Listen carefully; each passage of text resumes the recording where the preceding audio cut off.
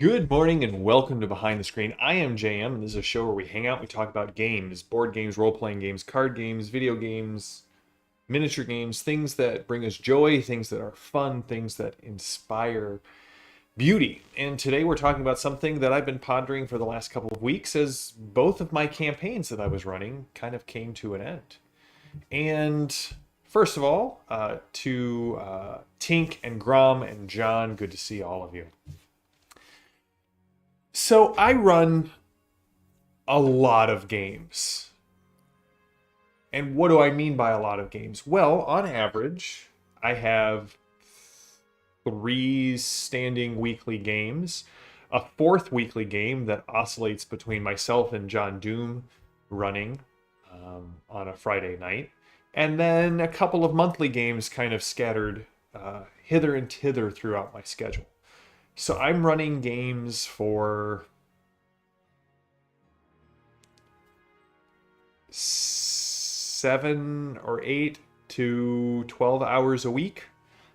So I run a lot of games. And when I'm not running games, I'm either writing games, reading games, or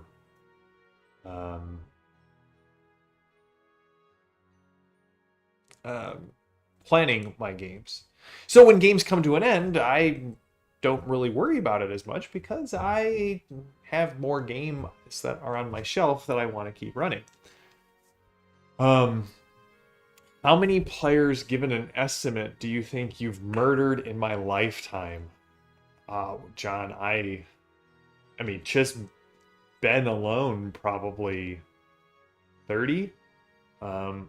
I don't keep track of the death toll, but if I were going to estimate it, I would definitely put it in the, I don't know, 200 or 300s, maybe? I did see a video this week that made me laugh because it was like, you as a GM should never kill your players. I was like, yeah, that's good advice. Like, you should never kill your players. Characters completely different, but you should never kill your players. And somebody was like, wait, I've heard of 1-to-1 time. Are you doing 1-to-1 deaths? Is that what the title of this video is? It is after a time, John Doe, after your first 100 or so, you just, all I know is that my bottle of player tears never drops below about half full. I'm a bottle of my players' tears is half full kind of guy. So I've got 2 campaigns that are wrapped up. One wrapped up with a triumphant return to the city, and the players got a level because they brought all this gold back, and they cleared out a snake cult, and they defeated the cannibalistic Cthulhu cultists, the anthropophagy of Zimbala, and that one was awesome. That was where we wanted it to end. That group has now ended 2 campaigns successfully. We played through the anthropophagy of Zimbala, and we played through the horror at Headstone Hill. My 13th Age game ended rather abruptly in a spectacular TPK. There are also other ways for campaigns to end. What happens when it just fizzles out? The GM doesn't really want to play anymore. The players don't want to play anymore. People's schedules change. The date keeps moving around, and you find yourself going more and more time between sessions until the campaign just sort of... I've got several campaigns like that like I really want to go back to. Mark knows what I'm talking about when I talk about my 8th Age of Tanar game. That game was fantastic. And then I moved to Texas. Then I almost died. And so there's just not been a lot of momentum there. So what do you do? When you come to the end of the campaign, one, I always recommend start with a debrief. Hey, what was something you really liked about the last campaign? What was something that sucked? What are your thoughts on it? Do a postmortem. I love doing postmortems for campaigns, even TPKs. Give the players some time to talk about...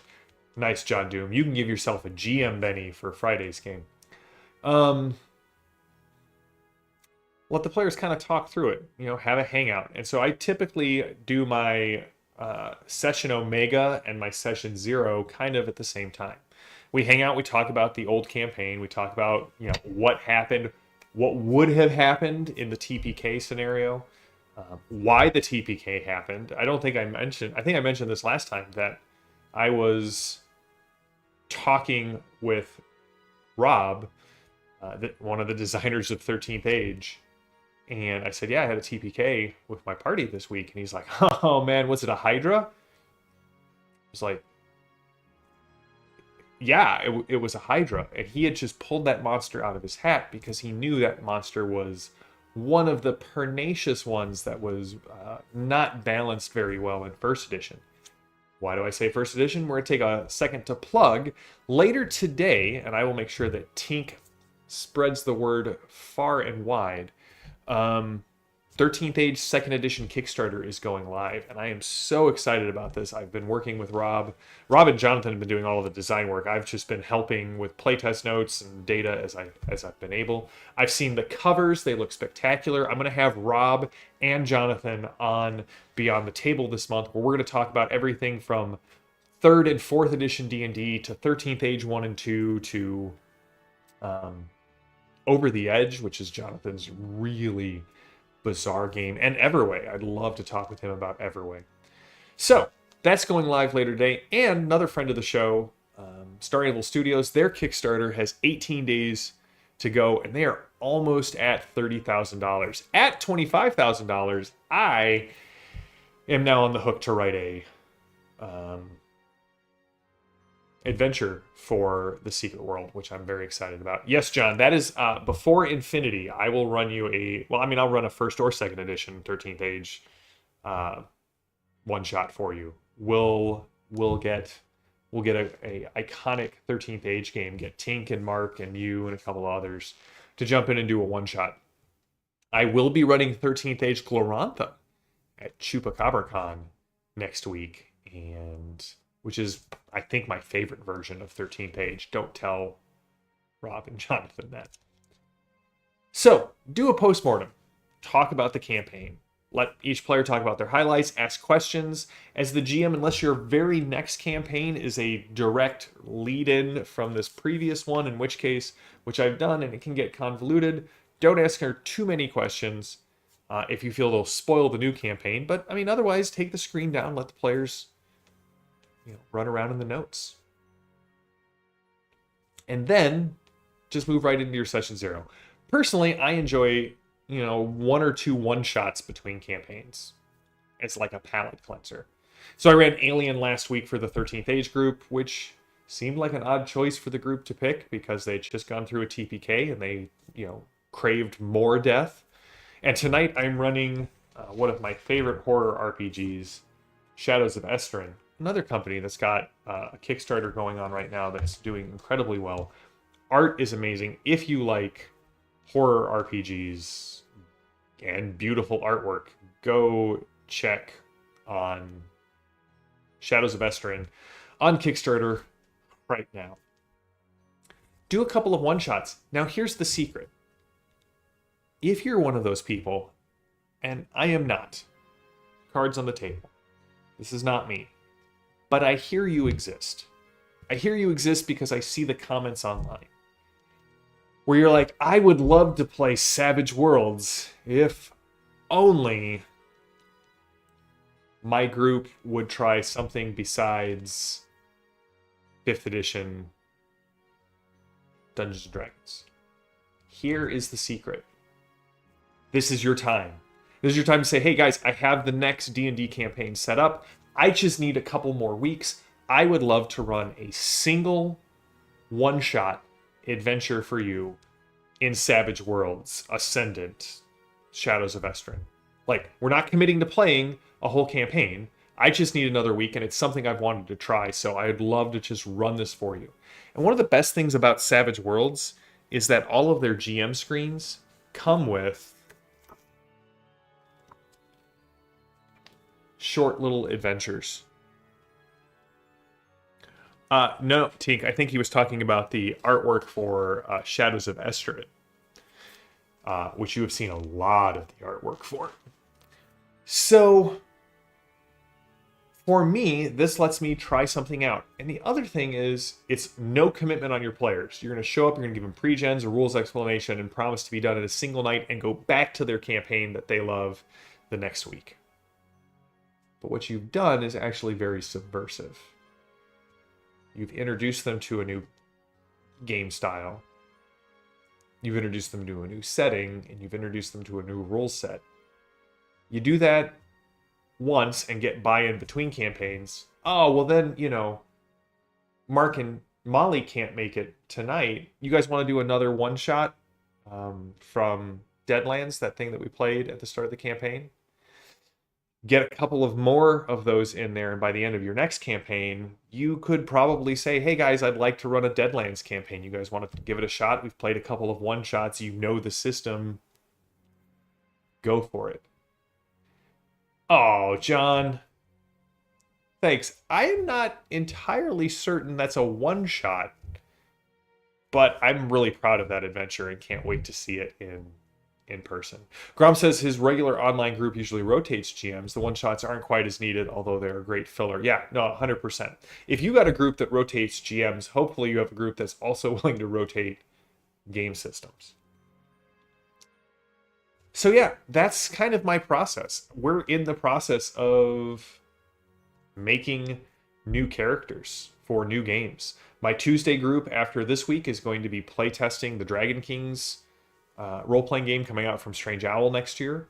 My Wednesday group knew we were going to wrap up after the Anthropophagy of Zimbala, and that we were going to start playtesting Vendom. So my session 0 is basically real high level for both of those groups, make new characters, and then start. If you're starting a new campaign with wildly new rule systems, settings, so say your group is coming off 5e and you finally convince them to play Savage Worlds, I would highly recommend, after you finish making characters, ensure that there may be a little bit of time to run through a mock combat, a combat that will not affect their characters or their actual the actual story, just so that they get a feel for the mechanics and how things have changed.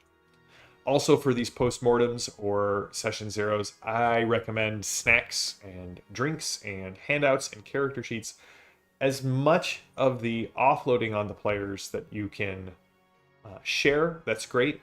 But also, I always want to make sure that I'm not scrambling for anything. If we're going to get into the headspace of this new game, I want everything set up, everything ready, everything good to go.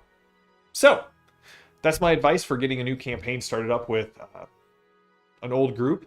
Some groups, like my old Tanar group, wanted to play a new Tanar campaign as soon as we finished the first one. That was awesome. Some of my groups were like, what else do you have on the shelf that you want to try out? There's no wrong direction here. They're both great ways to spend time with friends. So Thursday, we're going to be looking at how to run a play-by-post. I've done a lot of these over my my GMing career. It's another way that I get games in during the week, and I use Discord for them. I'm running a Mage 20 game right now for a group of friends on Discord using asynchronous time, essentially, for the game. And then I think also I'm learning how to set up a new program to handle my GM notes. And I think we're going to do something on that, maybe not next week, but after I get back from Chupa. So, until next time, stay safe, stay healthy, stay gaming. I am JM. This has been Behind the Screen, and I will see you all on Thursday. Until then, have a good one.